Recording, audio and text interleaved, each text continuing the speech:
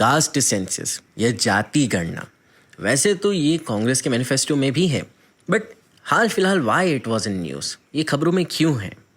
नमस्कार and warm welcome from एक्सैक्टाइज team. मैं हूं दिवम एंड आज हम बात करेंगे कास्ट सेंसस या जाति गणना की। तो let's start this video, but before starting हमें काफ़ी अच्छा लगेगा अगर आपको हमारा कंटेंट अच्छा लग रहा है, हमारी टीम की मेहनत आपको अच्छी लग रही है, तो प्लीज़ सब्सक्राइब ज़रूर करिएगा एंड शेयर भी अपने परिजनों के साथ करिएगा, बड़ा अच्छा लगेगा हमें। Thank you. आइए जानते हैं कास्ट सेंसस न्यूज़ में क्यों था। The state government of Bihar recently released a report on census survey conducted in the state after resolution passed by the state legislature for the same.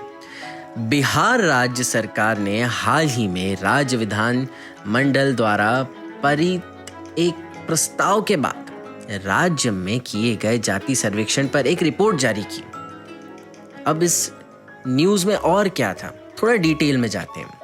The state government of Bihar said that the exercise was not a full-scale census, but a social survey focused on state demographics.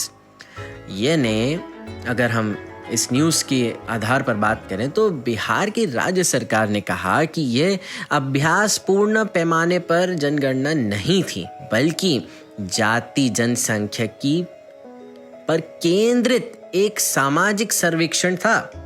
But still ये काफ़ी important current affairs बन जाता है, not only for UPSC but Bihar PCS की भी जो तैयारी कर रहे हैं उनके लिए भी। थोड़ा और जानते हैं।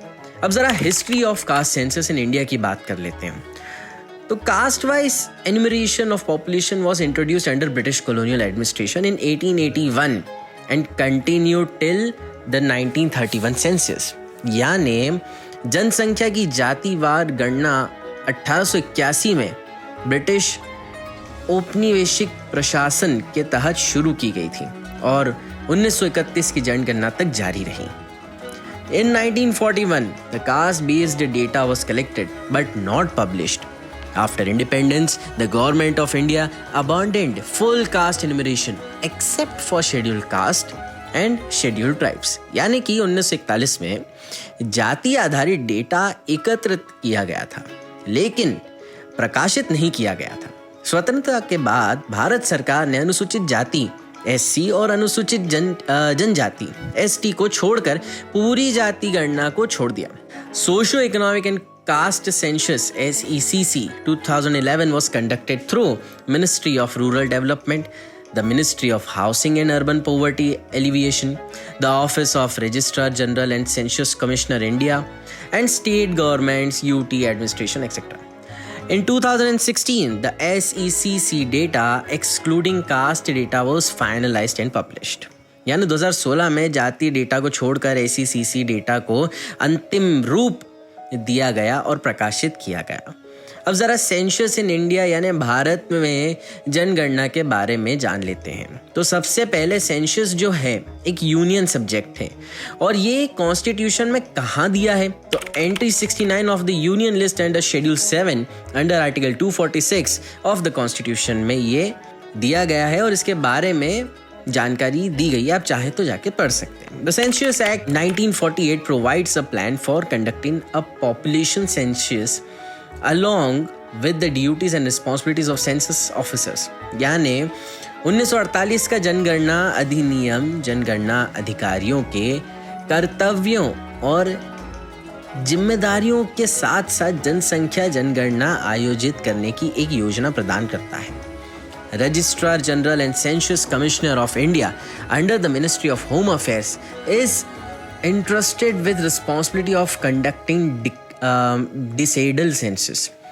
Later, this office was also entrusted with the task of implementation of Birth and Death Registration Act 1969. Simple शब्दों में समझाता हूँ। गृह मंत्रालय के तहत भारत के रजिस्ट्रार जनरल और जनगणना आयुक्त को दशकीय जनगणना आयोजित करने की जिम्मेदारी सौंपी गई है।